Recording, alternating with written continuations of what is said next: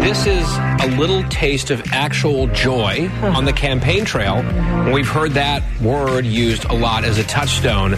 He was having clearly the time of his life. I think people watching and sharing the content, this went mega viral yesterday because it's enjoyable, because people can relate to it immediately.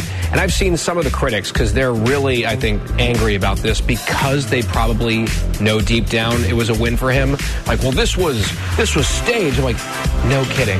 Yeah. That is how campaigns work. Right. This was not an organic thing. He's not actually a McDonald's employee all of a sudden. This was staged. It was a photo op, but it was one of the most successful, I would say, photo ops I can remember maybe on ever. A presidential campaign. Yeah.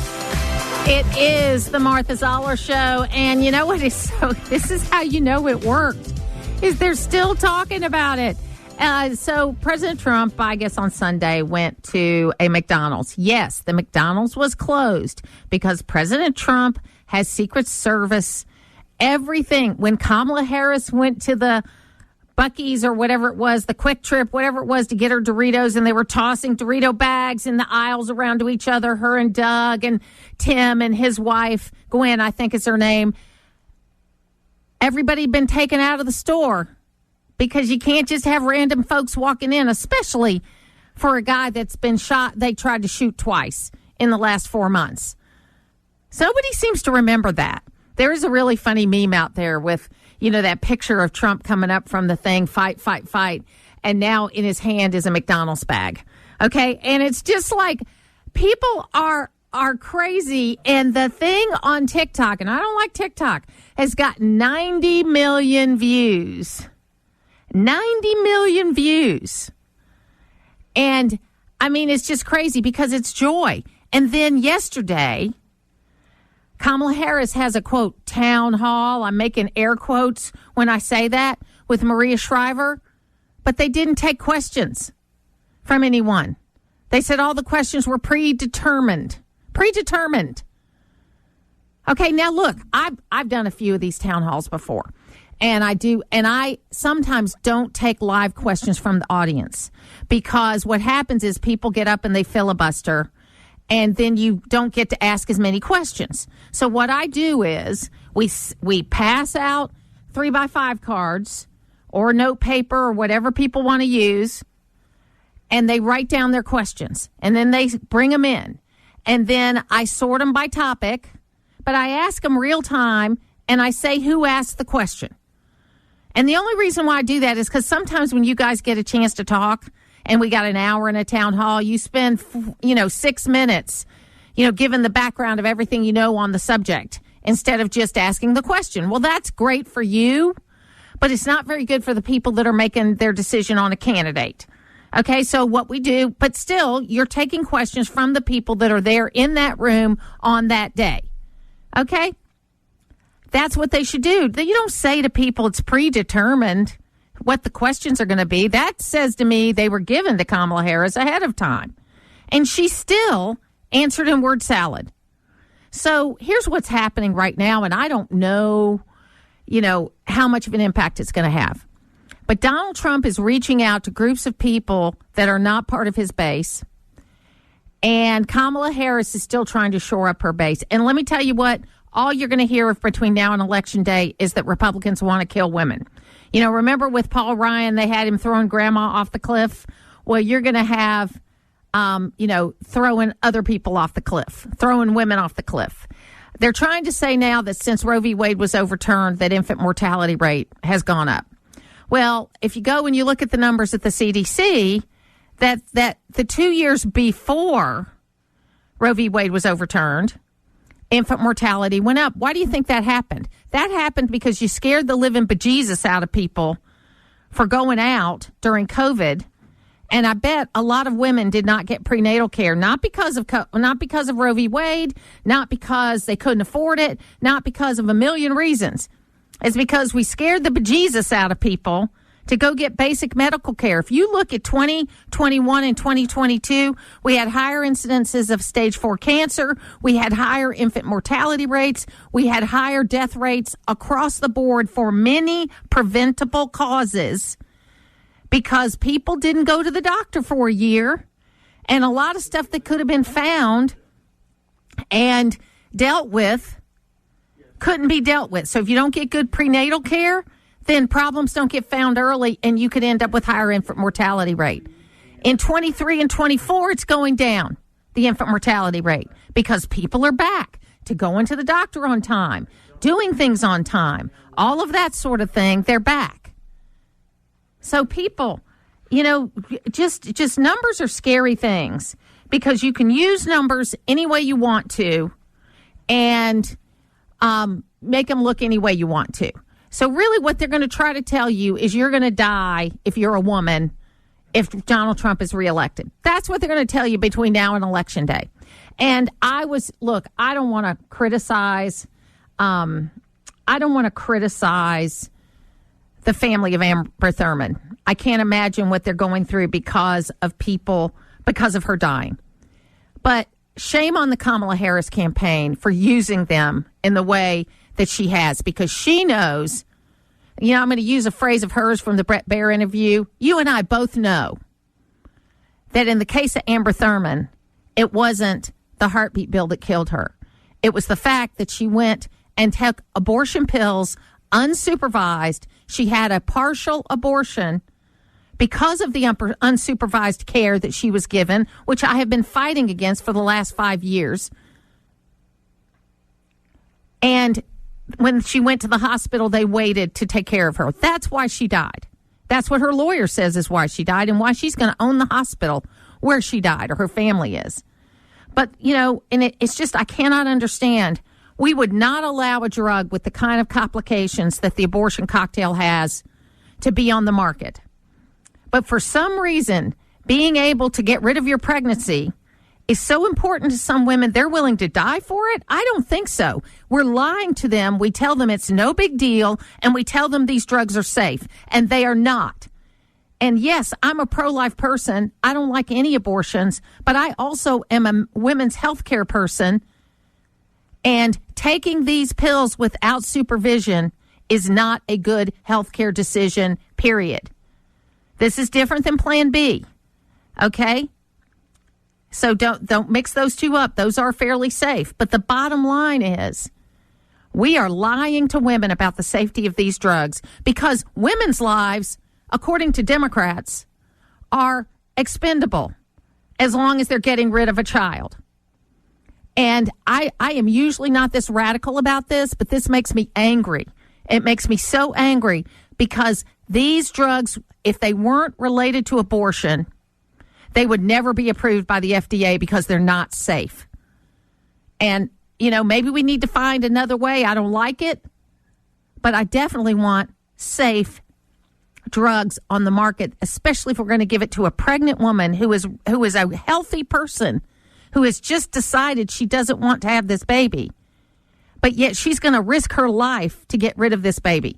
And we got to stop telling women that it's the worst thing in their lives if they get pregnant and they don't plan on it. Let's go to the phones now and talk to John in Gainesville. Hey, John, how you doing? Hey, good morning. How you doing, Martha? I'm good.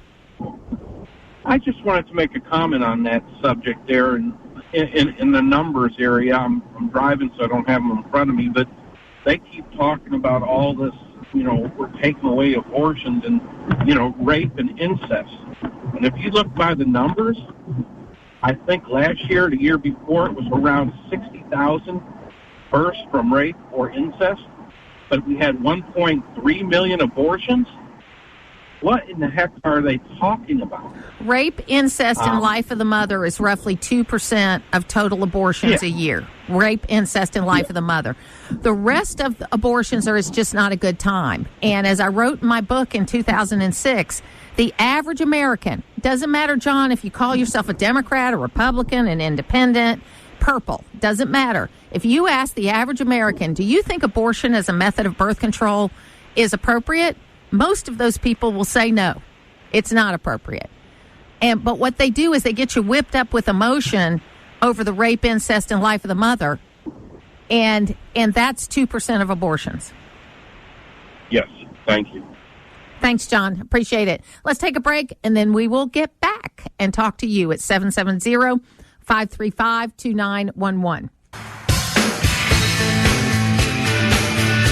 I'll be glad to explain why I'm a Republican. Number one, I want lower taxes. Number two, I want conservative judges on the court. With Trump. Number three, I want a better economy for American workers. Number four, I want a president who cares what's going on in middle America, which the Democratic Party has completely and totally abandoned. Kamala Harris and Joe Biden have run this country into the ground. I want a center-right government, and most of the time they're going to do what I want to do, and all of the time she's not, and that's why I'm a Republican today. There's like virtually no politician. It is the Martha Zoller Show. That's Scott Jennings, and so I'm sure you've heard about this. Oh, and let me give you the number, 770-535-2911. You can text us there or you can call us there. So Elon Musk did this thing with theamericapac.org. I think you can't sign up anymore for this, but he's giving $1 million away to people that, are registered to vote in any of the swing states. He started out with Pennsylvania, and he did that the first few days. And he made a mistake initially. He gave the check on stage to somebody, and really you don't know if that's actually the person. And so he's now going to mail it to the address that's on file. And then he expanded it to all 7 swing states. And I tell you what, I signed up. I signed my husband up. I signed my father-in-law up because we're all registered voters in Georgia. And you know what? It's like, because I'm a bit of a gambler. I like to gamble. And you probably got a better chance of winning this than you do the lottery. And it doesn't cost you anything. And what you have to do is sign this petition about the First Amendment and the Second Amendment.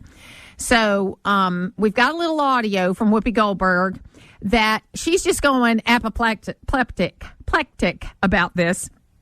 See what happens when I try to use big words. But anyway, here's Whoopi Goldberg talking about the America PAC. And this, people keep trying to buy the election. Yeah. Billionaire Elon Musk has gone all in for you-know-who, and now he's giving out $1 million a day to people who sign his super PAC's petition. What? Now, I thought that was against the law, but apparently they've found some new loop stuff that allow this to go. I thought you couldn't do this. What's happening? Well, I think that's what you do when you have no plan for the public, when you have no economic plan that's going to benefit the middle class, when you have no plan to protect reproductive rights, when you have no plan to address climate change and produce American energy. It's the Martha Zoller Show, and that is Tim Waltz, who doesn't really connect with Americans.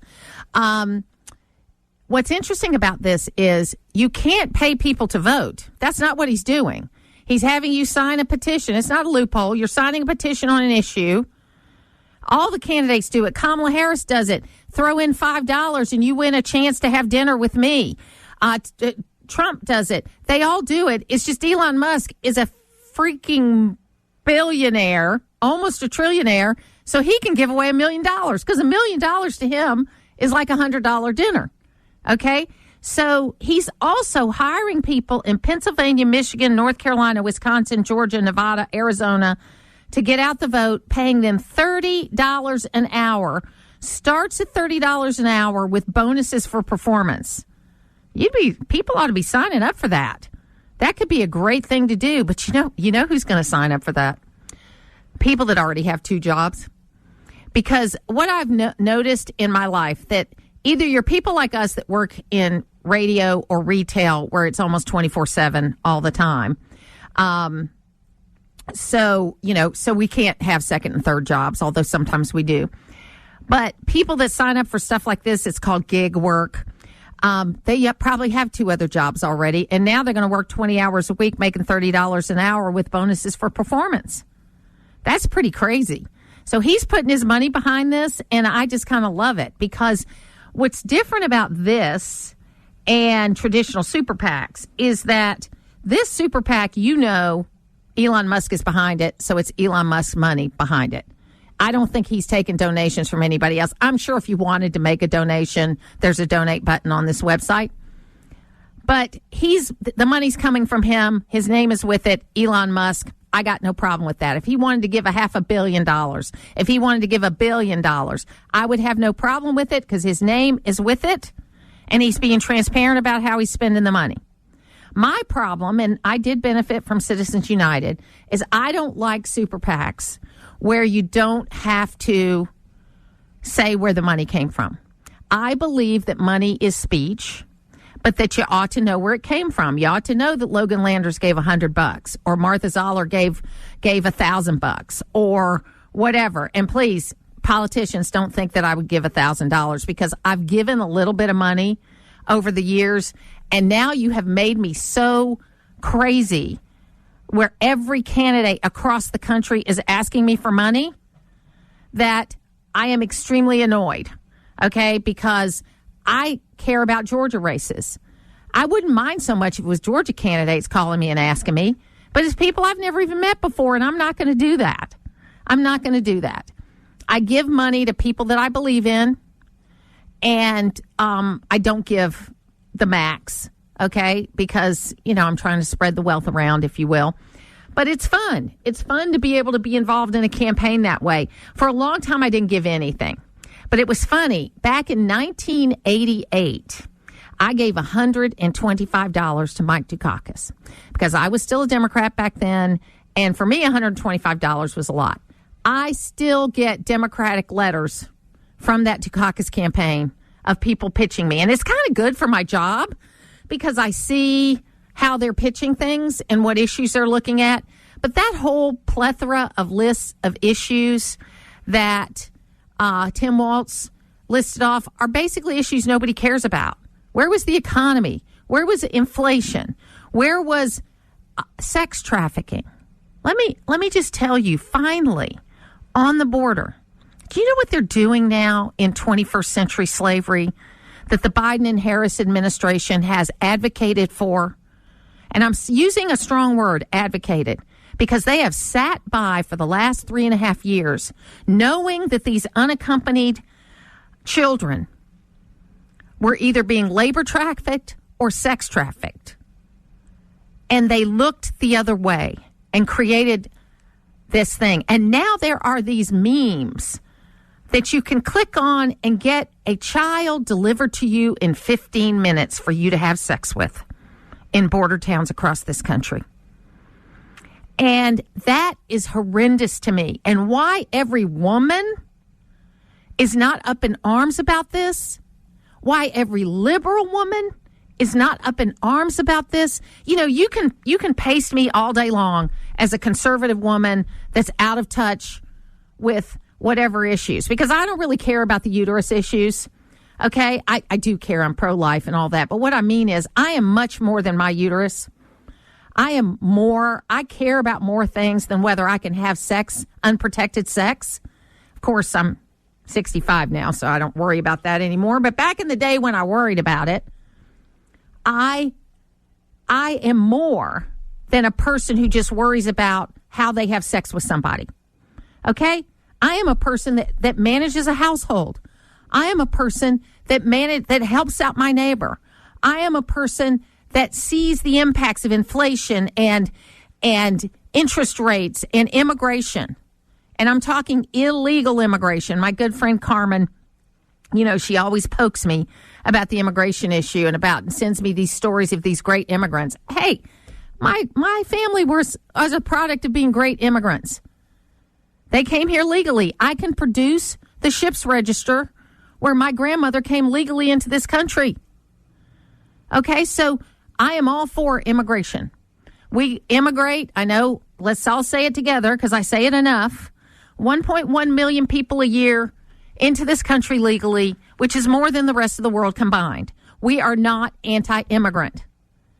But 2.8 million on top of that, 800,000 kids that are missing, 1 million gotaways that we don't know where they are, 185 countries that don't like us, that terrorists have gotten across the border,